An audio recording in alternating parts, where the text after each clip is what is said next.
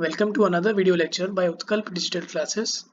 I am your tutor Raghav Chaturvedi, and today we are going to look at elasticity. The important topics that I'll be doing today include stress, strain and Young's modulus, surface tension and energy, excess pressure, angle of contact, capillarity and capillary rise, fluid statics and variation of pressure.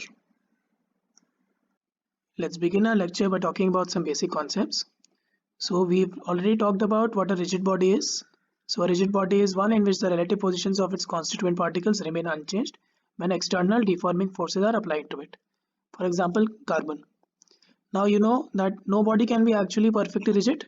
So if you have a body like this and if you keep applying forces on it, there will be some deformation in the structure of it.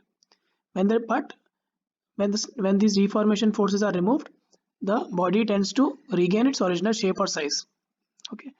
Now the property of matter due to which a body tends to regain its original size or shape after the deformation force is removed may be known as elasticity. You can remember I talked about elastic and inelastic collisions. Similarly, here I will first talk to you about some of the key terms. The first one is deforming force. So deforming force is what? It's an external force which tries to change the length, volume or shape of the body. So the three parameters of shape or the three parameters which include shape are length, volume and shape. Okay. And any force that tries to change any of these three aspects of a system is known as the deforming force. Now what is a perfectly elastic body? The body which perfectly regains its original form on removing the external force is known as perfectly elastic. What is perfectly inelastic or also known as plastic body? So I have elastic versus plastic. Okay, elastic versus plastic.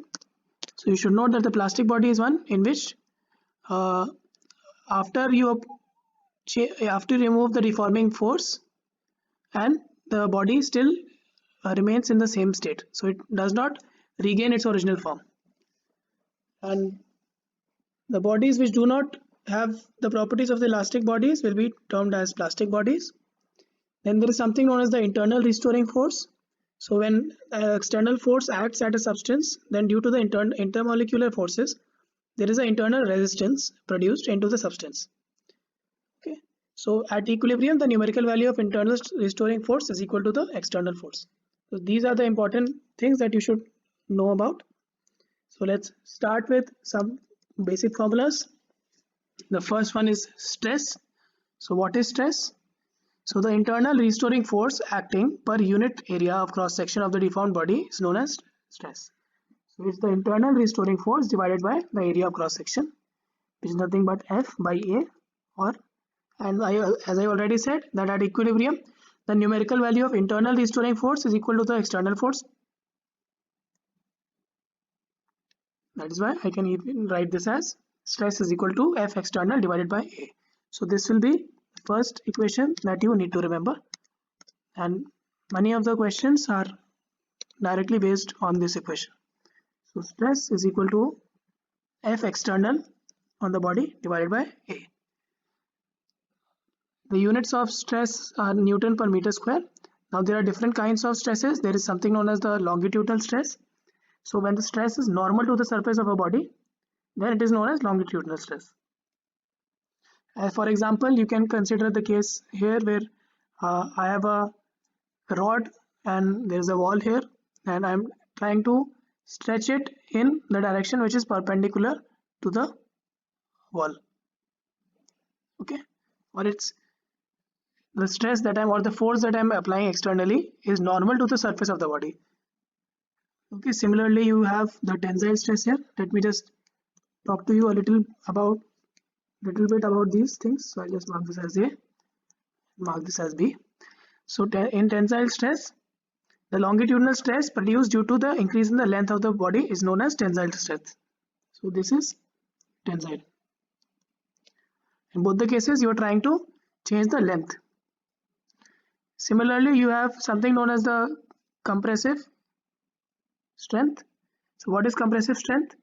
You see here that the longitudinal stress uh, produced due to the decrease in length of the body is defined as compressive strength. So in this case, your original was some length L, and then you decreased it by some length delta L. So this is a compressive stress. Note that stress is having the same dimensions as pressure. Okay, it's force per unit area. So in the tensile stress, you are trying to extend the body. In the compressive one, you are trying to compress the body. And there is something known as volume stress. Okay, if equal normal forces are applied once on every surface of the body, then it undergoes a change in volume. So the force opposing this change in volume per unit area is defined as volume stress. And the next is the tangential or shear stress. Now what will be volume stress? For example, if I have a cube here and if I try to add some forces on this so that each of these lengths is being extended or compressed, then I will get the volume stress. Next one was tangential stress, and or it is sometimes also known as shear stress. So this is tangential, or this is also known as shear stress. So what this is, when the stress is tangential or parallel to the surface of the body, then it is known as shear stress. Due to this stress, the shape of the body changes or it gets twisted. So as you can easily see in these diagrams. With the classification of stress over, let's talk a little about strain. So the next formula that you need to remember is that of strain. The strain is the change in size of the body by the original size of the body. Okay, as soon as you apply a deforming force, one of these things can happen. Either the length is increasing, length is decreasing, volume is increasing, or it is changing its shape because of shear. So due to all these things, I can now define different types of strains. First one is the longitudinal strain, just like longitudinal stress. So it is change in length of the body, delta L, divided by initial length of the body. So this is my initial length, and then I increase the length by applying a deforming force, let's say F, which is equal to the mass of the uh, block that I've hung there. Similarly, you have something known as the volume strain. So it is the change in the volume of the body divided by the original volume of the body. So it's delta V by V. As you can see here, I had the cube and then I compress the cube. In this case, I compress the sphere. In both the cases, the volume reduces by a factor delta V. The next part is similar to the one that we read for shear stress. What is shear strain?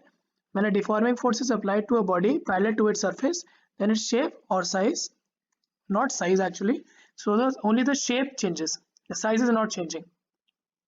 So what do you mean by the size is not changing? If the length was initially L, then the length still remains L, only it gets deformed slightly. Okay, so the strain produced in this way is known as shear strain, and the strain produced due to the change of shape of the body is known as shear strain. I can easily look at this diagram and say that tan of the angle phi is equal to small l divided by capital L. Okay, which is nothing but displacement of the upper face divided by distance between the two faces. Okay, so shear strain will be useful in many of the problems. And let's talk about one more specific case and find the relation between the angle of twist and the angle of shear. So if you have a cylinder like this of length L,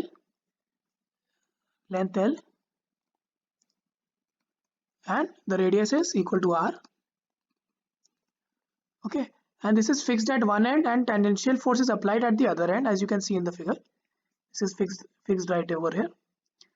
Okay, then you can easily see from the figure that the angle of shear ABA prime and the angle of twist AOA prime, in these arcs you have AA prime is equal to R theta, and for the arc AA prime you have L phi. Okay, so AA prime arc can be written as both R into theta, and this can even be written as A prime is equal to L into phi. Using this, I can easily write that my phi is equal to r theta by L. You should take a small note of this because this is a specific problem. So here phi is the angle of shear. Phi is equal to angle of shear, okay, and theta is the angle of twist.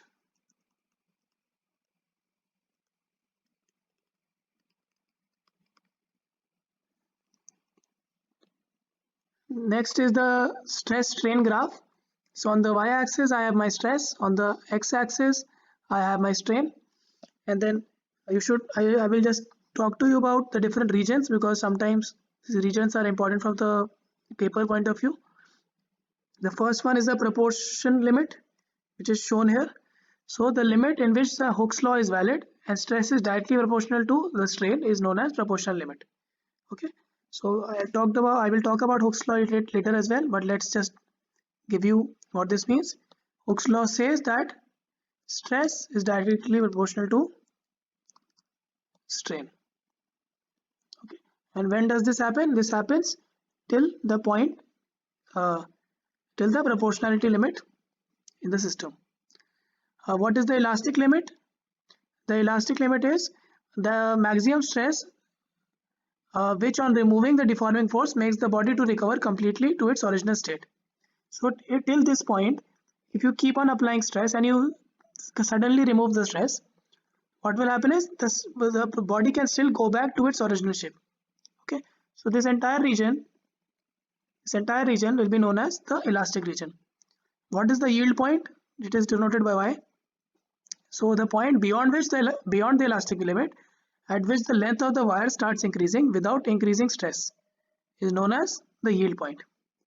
Okay. What is the breaking point?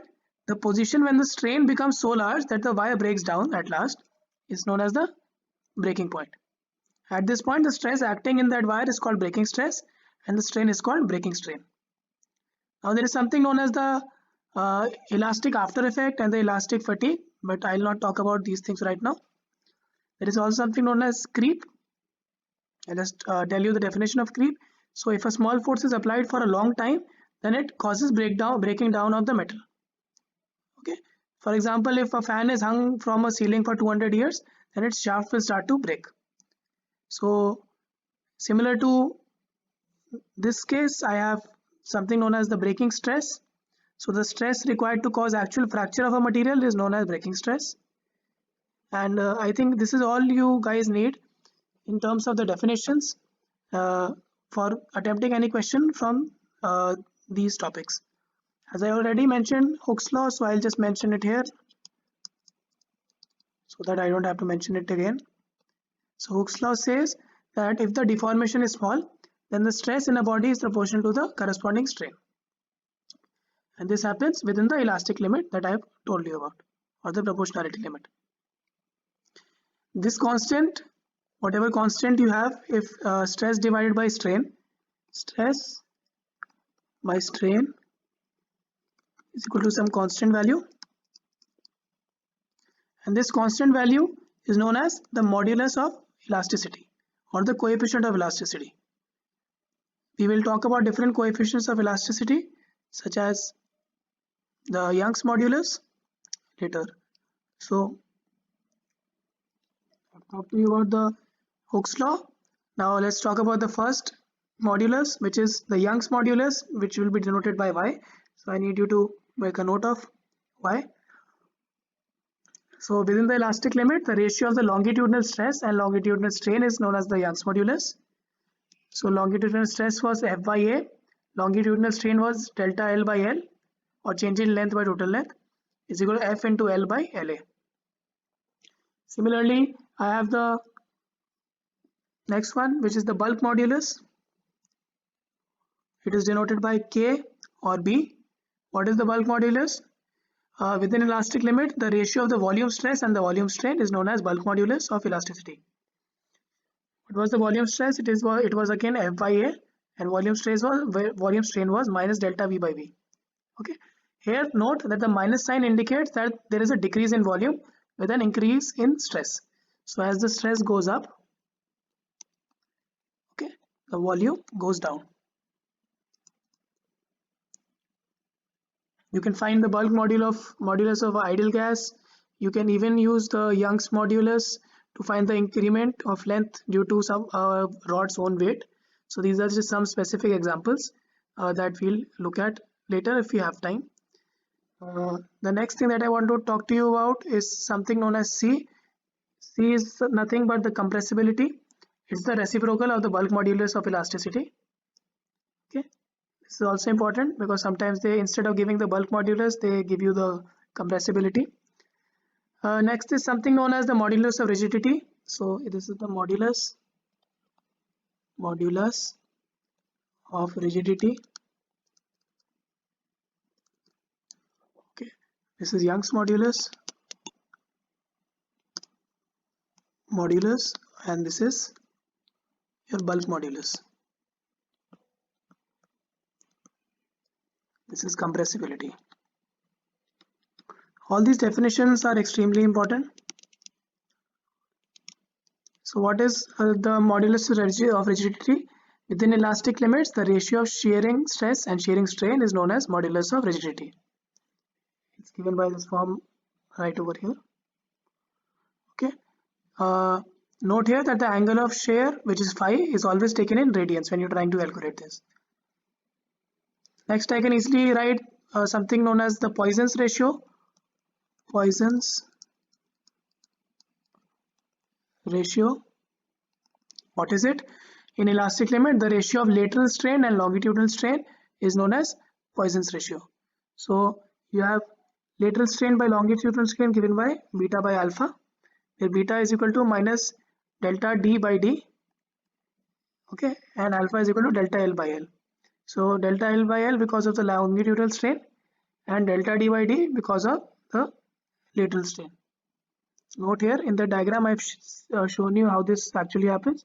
So for example, this was my initial diameter d. Now because of the strain or the stress that I put in, this reduces to a small value of d. Okay, similarly my length was L, so it increases the total length. These things will be very important and it's better understood by doing some problems, so we'll look at them closely in the future. Let's look at a question. A steel wire having a radius of 2 mm carrying a load of 4 kg is hanging from the ceiling. So there is a ceiling, there is a steel wire, and there is a load on the steel wire. Okay, given that G is equal to 3.1 pi meter per second square, what will be the tensile stress that would be developed in the wire?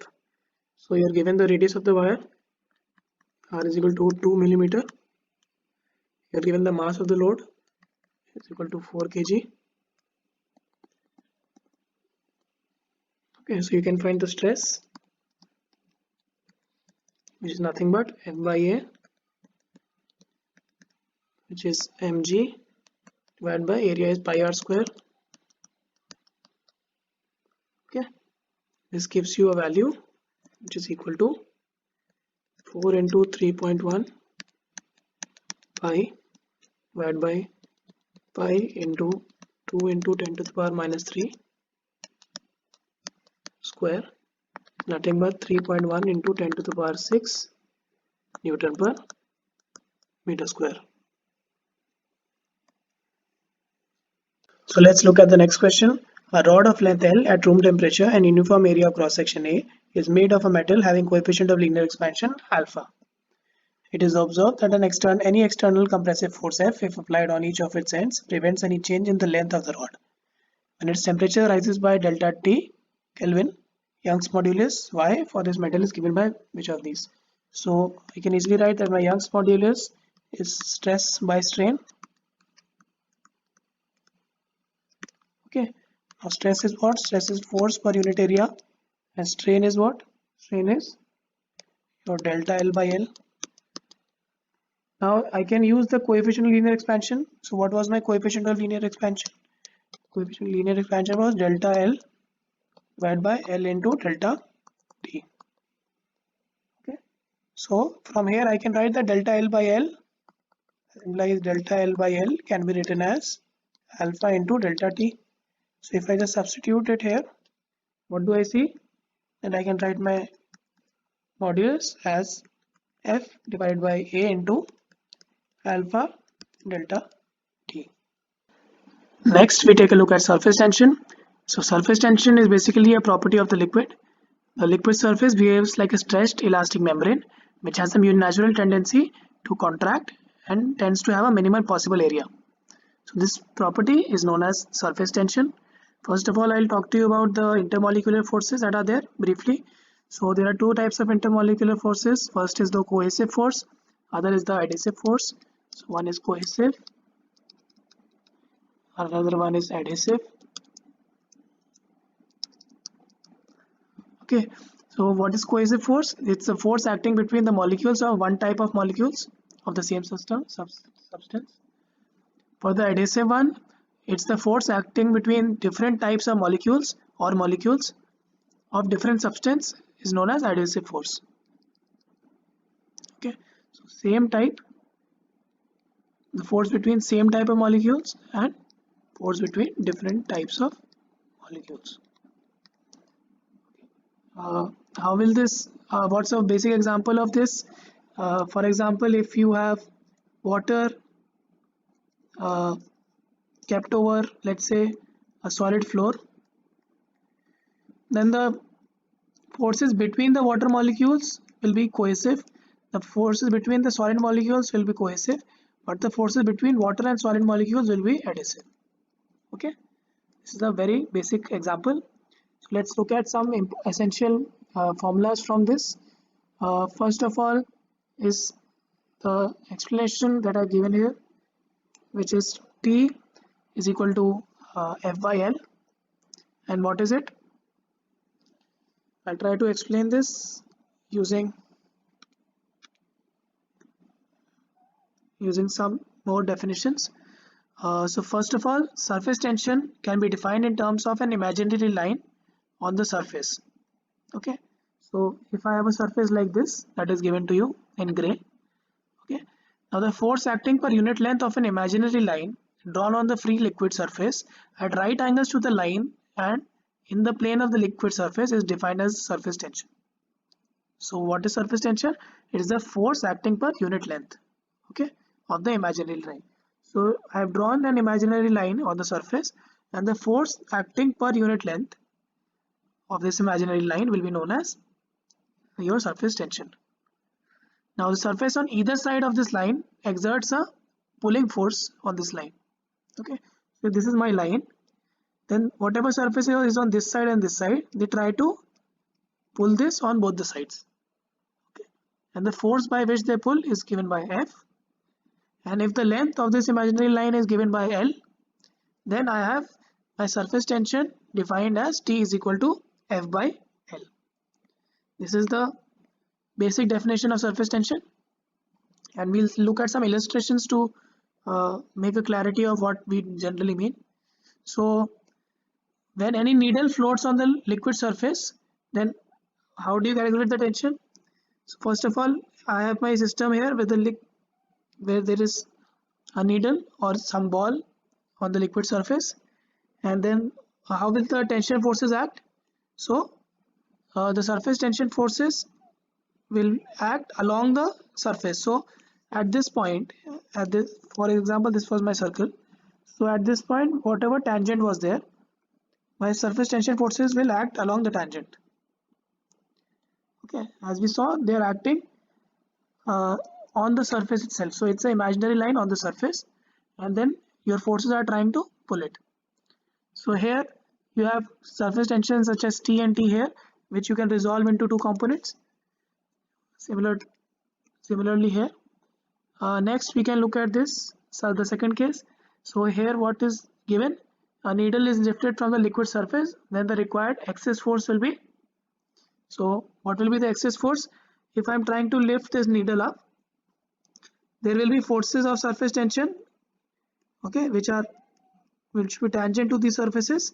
So what will be the force? So force excess to lift a needle is given by 2 times the surface tension, as can be seen from the diagram. For the first case, you could easily say that 2t into L sine theta is equal to mg. If I go down and talk about the third case, so what is the required excess force for a circular thick ring or hollow disk having internal and external radii r1 and r2 as given here, which is dipped in and taken out of the liquid. So when it is dipped in and taken out of the liquid, there will be a force acting on this surface and there will be a force acting on the inner surface. Okay, both will be surface tension forces. So F axis is nothing but F1 plus F2 is equal to T into 2 pi R1 plus T into 2 pi R2. Why is this so? Because my surface tension T is equal to F by L, and what is the length on which this force is acting? Right now in the simple case you had an imaginary line which was straight and your force was acting on a unit length like this or length L. But in the case of something that is circular, what happens is the length becomes the entire circle. So this entire circle and this entire circle will be your length. Similarly, if I talk about a circular ring, so the required excess force will be how much? On the ring there will be one tension force, surface tension on the outer surface, one tension force on the inner surface. Okay, and here also you can find the excess force. So F excess is equal to 2 pi into T into R plus R is equal to 4 pi R into T. Another thing that you can note easily is the required excess force for a circular disc where R1 is equal to 0 and R2 is equal to R. So I have covered all the three cases that can be possible. So in this case your excess force is equal to 2 pi R into T. So what you can easily see from here is if you multiply your tension by the net surface that it's acting on, okay, or a line on the imaginary line on the surface, then that gives me the force or the excess force. So if this is a straight line, I'll get this as the length and the force will be perpendicular to it. If I have a circle, then what is the perpendicular to the surface? It's in these directions and the entire length will be 2 pi into R. Let's briefly look at another interesting part of the chapter, which is excess pressure inside a curved liquid surface.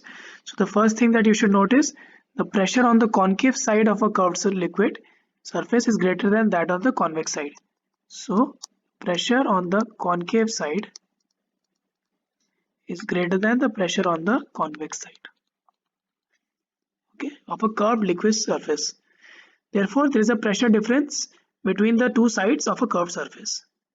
This pressure difference will be known as your excess pressure. First of all, you should note this down, which has the higher pressure. Now, how do you find this out? Let me consider a drop of radius r having an internal and external pressure equal to Pi and P naught respectively. Okay, Pi is internal and P naught is external. So I'll just mark this down here. Pi is internal. Why is this derivation necessary? Because it's often asked in the examination, so it will be handy if you just know this. It's a 2 or 3 step process, not much. This is your external pressure. With this in mind, I can easily write that the excess pressure is nothing but Pi minus P naught. Now if the radius of the drop is changed from r to r plus dr, then the work done in doing this is what? So the work done in doing this is F dot dr, okay, which is nothing but Pa into dr from the figure that I've shown is equal to P into what is the area? 4 pi r square into dr, because force is equal to pressure into area here. Using this, I can easily find the change in my surface area. So the change in my surface area is what? It is r into pi into r plus dr square minus 4 pi r square. And what is that amounting to? It is equal to 8 pi into r dr. Okay, this is nothing, sorry, this is 4 pi r plus dr square. So you simply have this thing. So you already got the work done, you got the change in surface area. So by the definition of surface energy, you can write that T is equal to W by delta A is nothing but 4 pi r square P dr divided by 8 pi r dr. And if I just write this down properly, this gives me that the excess pressure is nothing but Pi minus P naught is equal to 2 times T by R.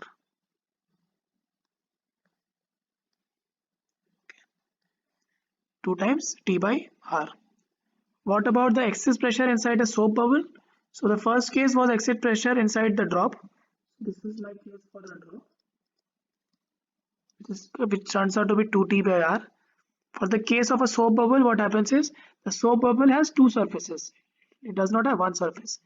So the excess pressure will get doubled as compared to a drop. So if I have pressures as Pi inside and then P prime in the surface of the soap and P out outside, so I can easily write that Pi minus P prime is equal to 2T by R. Okay, and similarly P prime minus P naught is equal to 2T by R again.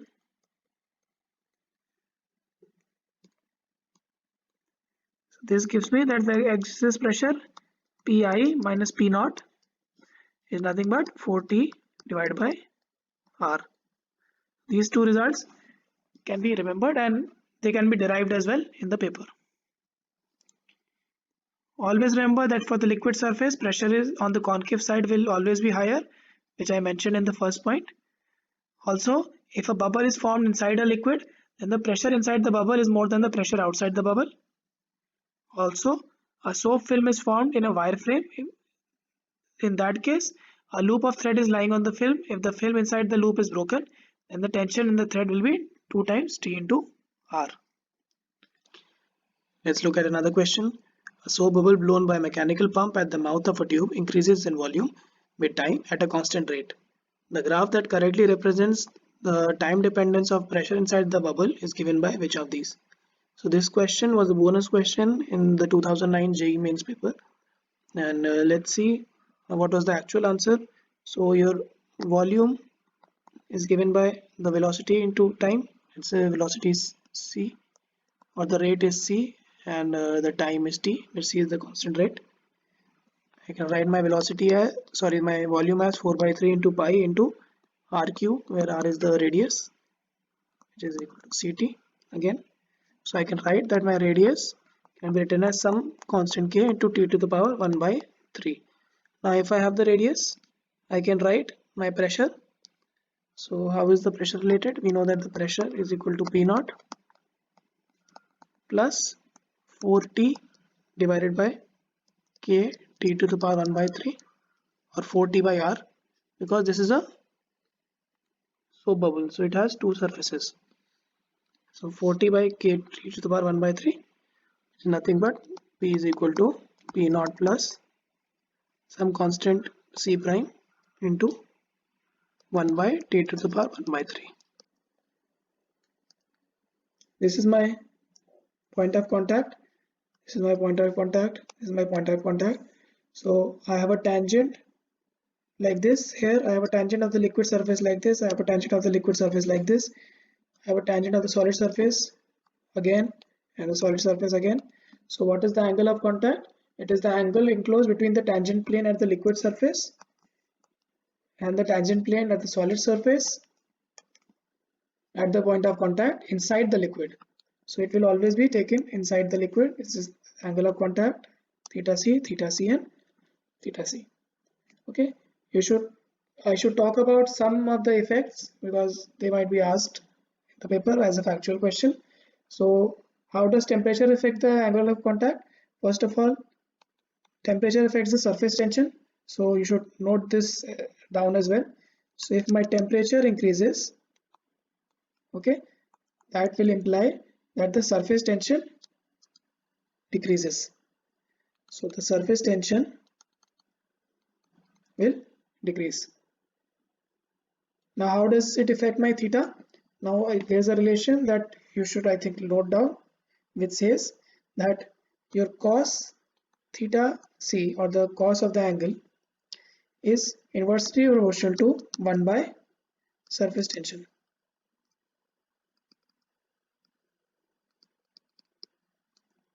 With this in mind, what do I see? That if my temperature increases, then that implies my theta c goes down because of the value properties of cos theta.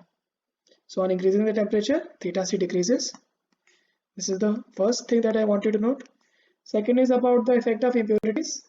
So if there are solute impurities, then they will increase the surface tension. So these are basically affecting the surface tension.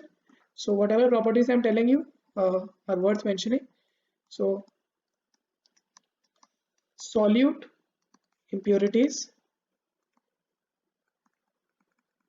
will increase the surface tension.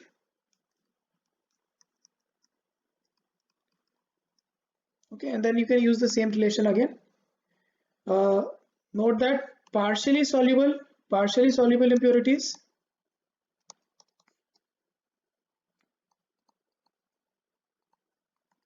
will do what? They will decrease the surface tension. So if they decrease the surface tension, that implies theta c decreases, and in the above case, theta c increases. So these are some essential things that I wanted to talk to you about. Next, let's start our discussion about the capillary tube and capillarity. So what is a capillary tube? It's nothing but a glass tube that is long and it's open at both the ends. Okay, it has a very fine bore. The next thing is the property by virtue of which the liquid rises or depresses in a capillary tube will be known as capillarity. Also, the rise or fall of liquid in a tube or narrow bore will be known as capillary action. So I'll just explain to you what actually happens in a capillary tube. So if you take a capillary tube like this, okay, and you dip it in a liquid. So for example, I've shown it here. So I've dipped it in a liquid. Now what happens is the liquid will start to rise in the capillary tube, okay, and it will rise up and it will start forming a surface inside. Now the liquid will continue to rise till the weight of the liquid that has already gone into the capillary is equal to the forces of surface tension. So basically you have to balance the forces. So this is my surface tension forces. These are tangent to the surface. So this is my first surface tension force. It will have a component here and it will have a component here. Okay. Similarly, this force will have a component on the top and it will have a component right over here. So what we really mean is these components on the top need to balance the weight of the liquid. And when this happens, it will stop to rise. This is the whole idea. The different things that I mentioned here are, first of all, there is something known as the capital R, which is the radius of the meniscus. Then there is small r, which is radius of the capillary tube. Okay. Then what is the radius of the meniscus? What do you mean by radius of the meniscus? So when the liquid is rising up, as you can see, it's creating a surface of its own. For this case, we have a concave surface. So the radius of the sphere it is a part of is known as your radius of the meniscus. Small r is already clear to you. It's a physical dimension that's already been given. The angle of contact will be theta, which we already read about before. Okay, and the surface tension will be denoted by T. And density of liquid is denoted by rho. We need to find the height h till which this liquid rise up in the capillary tube. So using the Pascal's laws that we'll talk to you about later, you find that the height to which the liquid rises is nothing but 2t into cos theta c divided by r into rho into g. So you should definitely remember this formula. This gives you the height till which the capillary tube will have a liquid inside it. So the liquid is going to rise till this height. And What this tells you is the height is inversely proportional to your radius of the capillary tube, okay, and it's directly proportional to your theta c. Some important key points that I want you to remember from here are, first of all, if I'll just write these down here, so because if you know these points, it will be easier to recapitulate them in the examination. If the angle of contact theta is acute, if theta is acute, okay, then cos theta is positive, so that implies that H is positive and the liquid rises. That implies H is equal to positive. There will be a rise. What happens if theta c is obtuse? If theta c is obtuse, your cos theta will be negative, so H is negative, and in this case the liquid will go down. Now the rise of liquid in a capillary tube does not obey the laws of conservation of energy. For two capillaries of radius R1 and R2, I can easily use a law which is known as the Zurin's law, which says that H is proportional to 1 by R, which I already told you about. So that implies I can write that H by R, HR is equal to constant for the sake of our questions. HR is equal to constant, which implies if there are two capillaries of radius R1 and R2, and we are using the same liquid, so there is no problem with the different theta c. So you have H2 by H1 is equal to R1 by R2. These are all derived from the same formula. Also, a question that I want to talk to you about, which is a decent question. So if a capillary tube is dripped into a liquid and tilted at an angle alpha from the vertical, then the vertical height of the liquid column remains same, whereas the length of the liquid column in the capillary tube increases. So what this means is, although the height will remain the same, the length will change. Okay, height is given by L cos alpha, so L is equal to height by cos alpha. Let's attempt another question. The ratio of surface tensions of mercury and water is given to be 7.5, while the ratio of the densities is 13.6. Their contact angles with glass are close to 135 degrees and 0 degrees. It is observed that mercury gets depressed by an amount h in a capillary tube of radius r1, while water rises by the same amount h in a capillary tube of radius r2. The ratio r1 by r2 is then close to which of these following? So in order to do this, first of all, let me just write down what is the value of the rise or fall in a capillary tube. It is 2t cos theta by r into rho into g. Okay, now it's given that the surface tension ratios are T of Hg divided by T of water is 7.5. Also it's given that rho of Hg by rho of water is nothing but 13.6. You are also given that cos of theta in Hg or contact angle and cos of theta in water is nothing but cos 135 by cos 0. Now cos 135 is cos of 90 plus 45, which will be sine 45, which is nothing but 1 by root 2. Okay, so you have all the ratios that are available. Now you can easily find the radii. Let r of Hg divided by r of water is given by T of Hg into rho of water into cos theta of Hg. Because the heights are same, so you can just use this, in T of water into rho of Hg into cos theta of water. Just substituting these values, I get 7.5 into 1 by 13.6 into 1 by root 2 is nothing but 0.4 is equal to 2 by 5. Next, if m is the mass of water that rises in a capillary tube of radius r, then mass of water which will rise in the capillary tube of radius 2r is given by what? So first of all, you should know what is the formula of rise is equal h is equal to 2t cos theta divided by r rho g. If you know this formula, then the mass of the water in the capillary tube, my mass is nothing but rho into v, okay, is equal to rho into pi into r square into h, pi into r square into h, nothing but rho into pi r square into the value of h here, so which is 2t cos theta divided by r rho g. Okay, so here from here I can easily find that mass is directly proportional to r. Now if mass is directly proportional to r, I can write m1 by m2 nothing but r1 by r2 nothing but r by 2r.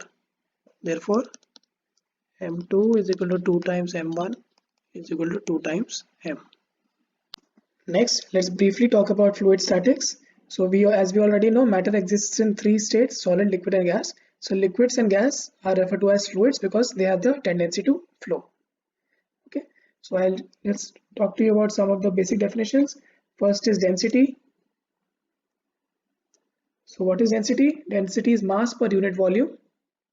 So density at a point of a fluid will be represented by delta m by delta v, as delta v is going to 0. Okay, and note that this is always a positive and a scalar quantity. The next is something known as the relative density. I'll just quickly go through all the definitions because these are required. So it is defined as the ratio of the density of the given fluid to the density of pure water at 4 degrees Celsius. Okay, I can write this as RD. Sometimes it will be written as RD. It will also be sometimes known as specific gravity, okay, which I have termed here. It is unitless and dimensionless positive scalar physical quantity. So what is specific gravity? It is defined as the ratio of the specific weight of the given fluid to the specific weight of pure water at 4 degrees Celsius. Okay, I have given you definition here as well.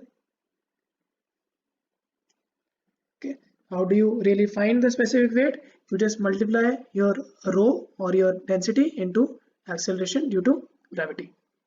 Note that here we are talking about g and not, this is not the mass, this is the total weight. That is why term weight here.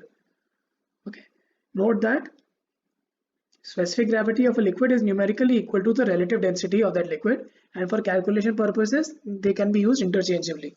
So both these equations will be valid if you want to find something out. Then next thing that I want to talk to you about is density of a mixture. So let a number of substances m1, m2, m3 till mn, and with their densities rho1, rho2 till rho n are mixed together, and the total mass, what is the total mass of the mixture? It is m1 plus m2 plus mn. Okay, now what is the total volume? Total volume is nothing but m1 by rho1 plus m2 by rho2 and so on. Therefore you can write the density as the sum of the masses by the total volume that is there. Okay, similarly I can write this in terms of volumes. So rho is equal to rho1 v1 plus rho2 v2 plus rho3 v3 and so on. Here also what happens is, what is the total mass of the mixture? So the total mass of the mixture here is rho1 v1 plus rho2 v2 and so on. And what is the total volume? It's v1 plus v2 plus v3. So the rules are based on the first definition that I told you about. So for mixture this is the case. Next I define a quantity known as pressure. What is pressure? Pressure P is defined as the magnitude of the normal force acting on a unit surface area. Okay, so it's the normal force acting on a unit surface area. For example, if this is my surface and there is a force acting on it, let's say that force is delta F, it's acting on a surface area delta A. Okay, you can have a force in this direction as well.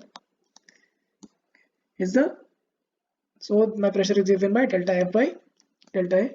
Note that pressure will be a scalar quantity again, and it will sometimes be known as hydrostatic pressure. One more thing that you should know is hydrostatic pressure is transmitted equally in all directions. So hydrostatic pressure is transmitted equally in all directions.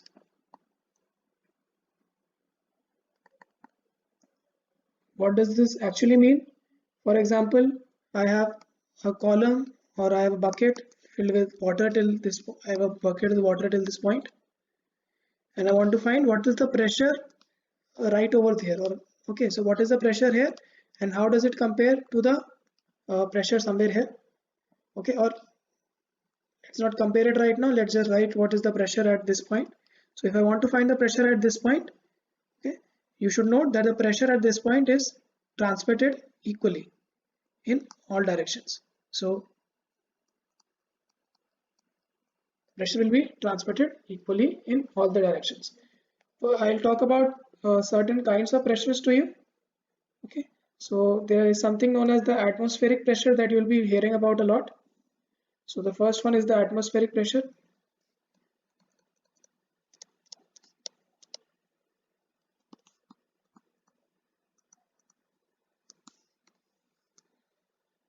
Okay, so the force exerted by an air column on a unit cross-section area of sea level will be known as your atmospheric pressure. It actually has a value P naught is equal to F by A is equal to 101.3 Newton per meter square. Okay, I can write P naught as this, which is the atmospheric pressure. There are different devices used to measure this. The barometer is one, which was discovered by Torricelli. The next thing that I want to talk to you about is gauge pressure. Gauge pressure. So the excess pressure P minus P ATM, P minus P ATM, measured with the help of a pressure measuring instrument is called gauge. Is called the gauge pressure. So what do we have here? We have a liquid. We have the liquid in this meniscus. Okay, so there is a pressure on this liquid from this side, which is P ATM. There is a pressure. There's a pressure from this side, and thus my P minus P ATM will be known as my gauge pressure. You should remember these things because they are sometimes asked. They will sometimes ask you about the gauge pressure. Now, what is the absolute pressure? The sum of the atmospheric and gauge pressure is called the absolute pressure. So we have that P gauge is given by H into rho into G. What does this mean? If I have a container, any container, and it is filled with a liquid or a fluid, then at any point the pressure at this point is equal to the height H of fluid that is above this. So it depends on the height into the rho of the fluid into G. This is the pressure that is applied here. If the object is kept here, the pressure there is, let's say, H prime. So it's H prime rho into G. Also note that this pressure will be the same whether you're here, or you're here. Okay.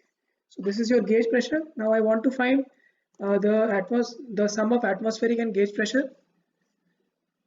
So I have P gauge is proportional to H.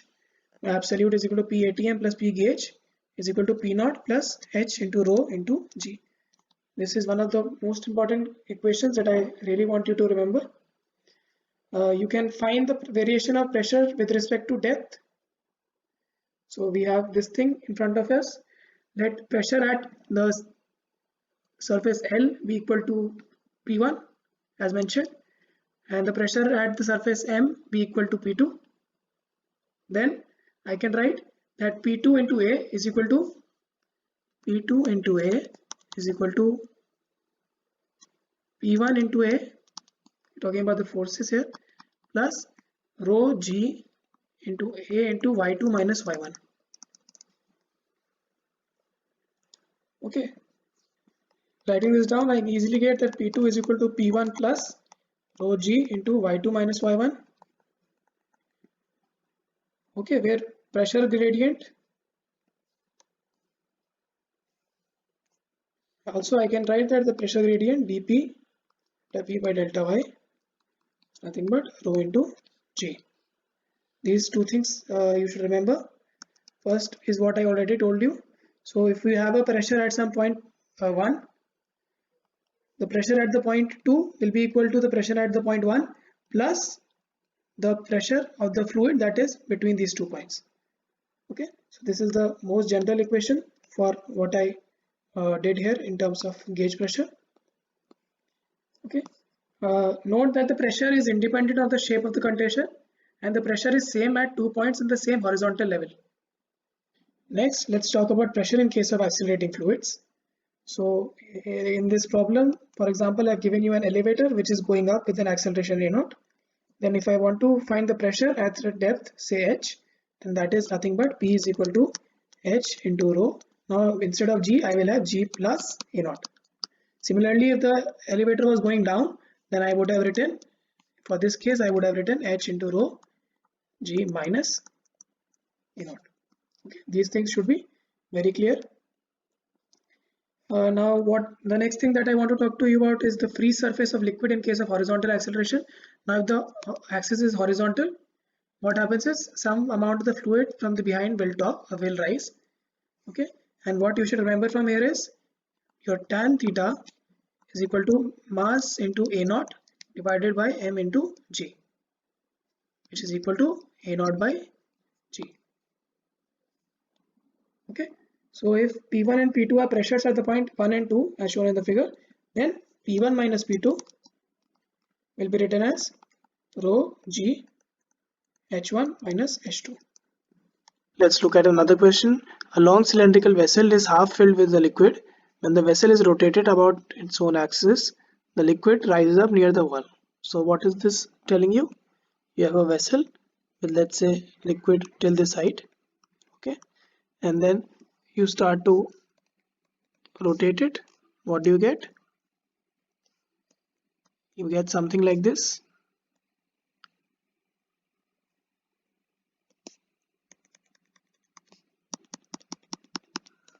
Okay, and there is this axis about which it is rotating. Now if the radius of the vessel is 5 centimeters, so the radius is given to be 5 centimeters and its rotational speed is 2 rotations per second. So you have 2 rotations per second. Then the difference in the heights between the center and the sides in centimeter is given by what? So let this be some distance y.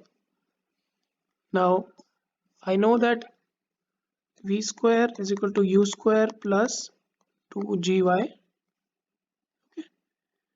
Now because u is equal to 0 at 0 comma 0, here u is equal to 0 because it's right on the axis. So I can easily write that velocity of the fluid is equal to 2 into g into y. Okay, now because v is equal to omega into x for a rotation system, I can write that my y is nothing but omega square x square divided by 2g. If I substitute, it's 2 into 2 pi whole square into 0.05 whole square divided by 2 into 9.8 or 2 into 10 is 20. It turns out to be close to 2 centimeter.